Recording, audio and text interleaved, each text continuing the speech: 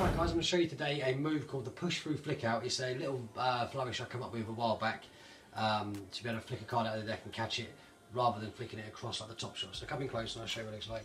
There are many variations of it or reasons to use it. One of them is if you do a double, when it goes in the middle like this, you can make it look like it comes out of the front. So that's one version of the move. Another one, if you back up a bit, I'll show you. Another version is to just be able to flick a card out of the deck and catch it, so it'll just look like this. Alright, so it's just a nice way of flicking the card out of the deck. Again, alright. The good thing about this move is it's quite an up and down movement on it, so you can do like behind the back catches and stuff, and the flick and kick, which I'll show you in a second. Let me come in close and I'll show you the mechanics behind it. It's a very simple move, it's not going to be a big deal. So what I do with a double, so you do a double lift, show the card, as it goes in the back, obviously it's still here, right? What you're going to do is you have your hands and mechanics grip like this.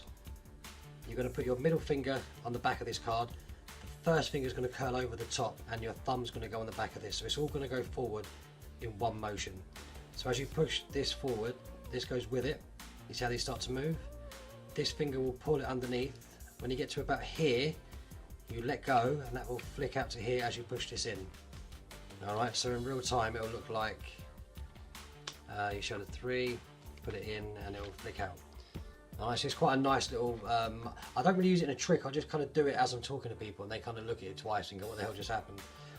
For the flick out, which is where most of the use comes from on this, is let's do the double again. It goes in. And when you get to this moment here, what's going to happen as you pull this round, your finger, then you get on the camera, is going to be curled underneath like this. All right. So if you put pressure forward and straighten your finger, it will just send that card up. All right. So if you come back, I'll show you how that looks. So you're here. You do the push through. You'll land like this with the card pushed against the deck and your finger curled.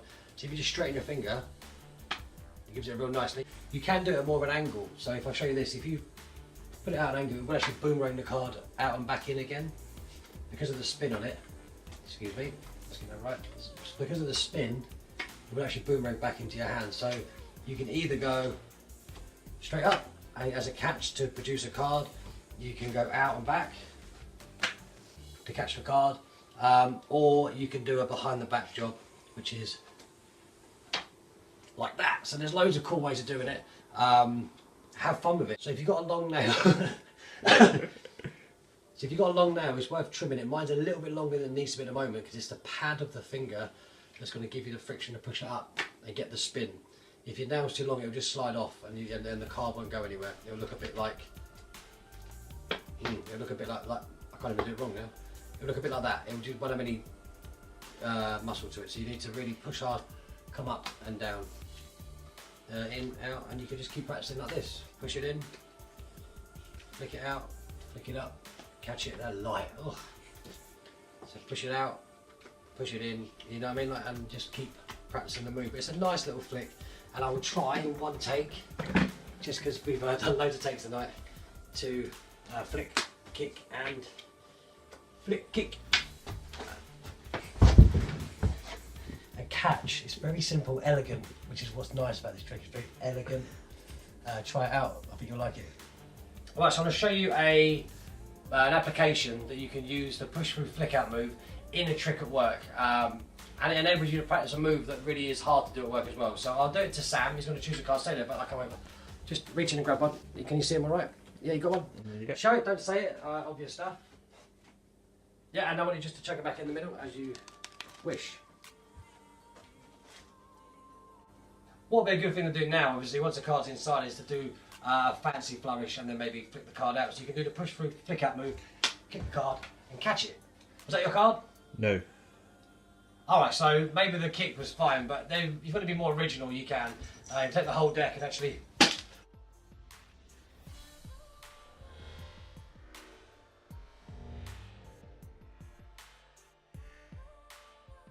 So I had to catch, what was yours? 4 clubs. 4 clubs. That's you, right? It's... So there are ways and means. So, alright, this is Sam. He's going to show you his back palm he's been working on. Let's have a look. Nice. And my card was a 7 of hearts. Did you back palm it? Palmed it with his back. Okay, so this is a scam. You mustn't play this game. I'm going to tell you how not to lose this game. They'll make it really easy for players. This is with the money card. I'll keep your eye on the money card. Right? So ready, watch. The pound, where's the ace? Well done, with a pound. You let them win first, so it seems easy, and then you're going to bet money, right?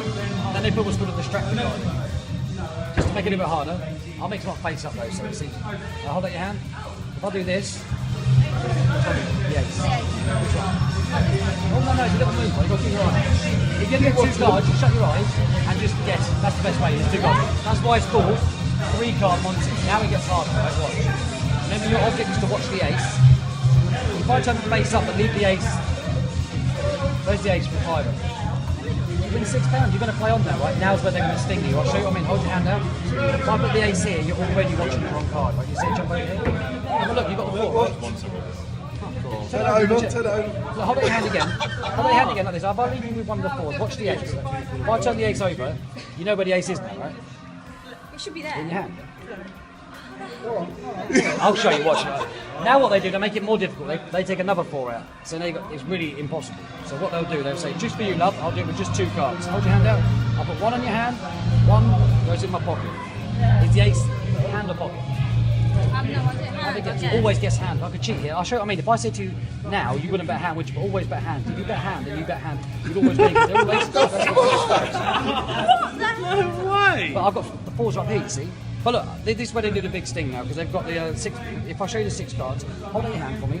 If I leave the aces here, put the other hand on top of the aces. Put your hand on top if you want as well. If I do this move, yep. So watch the 4s. They will say to you for like £100 where are the aces, and you'll say in your hand. And that's why I win, you lose. Have a look. Burn him! Just seen a clip of me doing this at a wedding, but it was kind of noisy, so I'm going to do it again here so you can see the ins and outs of this, because it's a wonderful trick by Garrett Thomas called Stand Up Monty. So, Sam, you ever do the 3 card Monty, Find the Lady? Yeah. It's a game you can't win, it's a scam. But I don't like the trick, essentially, but I love the psychology that they put in to making it work, to making the scam work. So what they'll do, they'll start with what's called a money card. In this case, we'll just use the 5 of spades. Now I've got to let you win. You're with the sucker. So the first round is really easy, right? If I do this, where's the 5? It's in your hand. In my hand, exactly, right? You win £1 and then the crowd gathers round thinking this is an easy game. There's got to be some sort of jeopardy to it, which means I've got to put in a distractor card. All right, money card, distractor card. You notice that this one looks pretty, this one doesn't. So you've got to keep your eye on the 5. If I do it here like this, if I actually do this move, now, do you think it's here or don't you know? In your hand. Oh, nice. But it's 50-50, right? What will happen is with the crowd is that half will bet here, half will bet here, and half of them will be right. So they'll think they've beaten everyone else and they'll bet their money. You bet hand. If you can see his little happy face, he's over the moon, which means he's going to want to get his money out. There must be some jeopardy to this, right? So they put in a second one. So you can't just bet 50-50. That's why it's called 3 card Monty, yeah? Keep an eye on the 5, that's the idea. If I leave it face up for you, like this, where's the 5? In the middle. Everyone gets that right, so now everyone's feeling confident. This is the first move they do. If they leave the 5 down with you, did you see it go? Up here, did you see it jump? It's a sneaky move, the joker is down here, right? But if I leave you with a joker, excuse me, and just use a 5 from like some that move we did at the beginning. Yeah, if I turn the 5 over, you'll see it go. Let me just, yeah, that'd be fine. You see the 5 go onto the table? Sneaky, right? So at this point now, people are thinking, I'm not going to bet against this guy. He's got 2 jokers and 1 5, but he's making them do things that shouldn't happen. So I'll make it really fair. So how can we make this fair? I know I do. I'll put another one in. Now nobody wants to play. It's a reverse psychology. Yeah, because as you're walking away, I go, hang on mate, hang on, just for you, we'll use 2 cards, not all 4, just these 2. It seems fair, like I'm your mate, doesn't it? I'm not your mate, I'm just trying to make you feel like I'm your mate. If I leave 1 here, put 1 in my pocket, but I show you the 1 going in my pocket, you know the 5 is on the table. And it really is. I'm just trying to build trust. Alright? So if I said you always bet table, would you do that? Hard to think that if I said bet table now, would you? No. Even though the 5's here, but I've got your back, right, if I wanted to win. I'll test your trust again. If I put the last joker down, would you bet 5 on the table now? No. You've got to learn to trust me, dude. I've got your back. The 5s are here, by the way. The jokers, I snuck them into my pocket. I don't know if you saw them go. But now you know it works, right? 3 5s, 3 jokers. This is the big sting, because you know always bet Table. exactly that. So if I leave the 5s on the table, in shot, no funny business. If I show you the jokers, I'll do 1 sneaky move like this. enough to make you think something happened, but you know the fives are here, they've not left shot, which is why I win, you lose. And while you were losing that game, my friend was taking all the stuff out of your bag around the back. Alright, so that's Stand-Up Monty. I hope you enjoyed it, and I hope you enjoyed the push through flick out move. It's a great way of flicking the card out of the deck. Let me know how you get on with it, and I'll see you for the next one. Peace.